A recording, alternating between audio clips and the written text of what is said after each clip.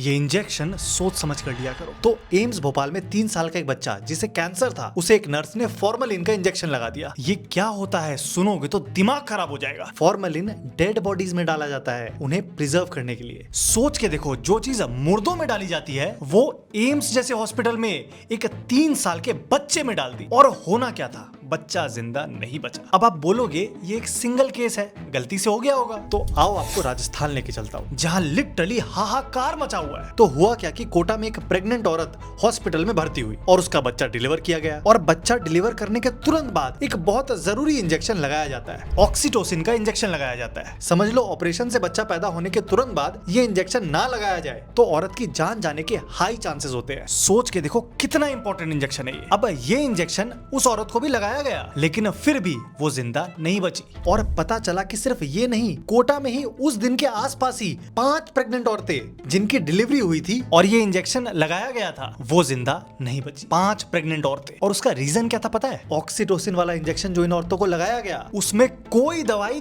थी ही नहीं, बल्कि सिर्फ पानी था। और ये इंजेक्शन कितने का आता है पता है? मात्र 20 रुपए का। यानी सिर्फ 100 रुपए कमाने के चक्कर में इन 5 औरतों की जान चली गई। लेकिन ये इंसिडेंट सामने आने के कुछ दिनों के अंदर ही राजस्थान से एक और खबर आ जाती है। 5 और प्रेग्नेंट औरतें जो बीकानेर के ही एक हॉस्पिटल में बच्चा डिलीवर करवाती है, उन 5 औरतों की किडनी डिलीवरी के कुछ दिनों के अंदर ही फेल करने लग जाती है। सोच के देखो, एक ही हॉस्पिटल की 5 प्रेग्नेंट औरतें और 5 की किडनी फेल। अब सरकार के हेल्थ मिनिस्टर इस बात पर मीडिया से बात कर रहे होते हैं और क्या बोलते हैं खुद ही सुन लो। में आई थी, क्या बात कर रहे हो? अब प्रिंसिपल साहब कहाँ हैं?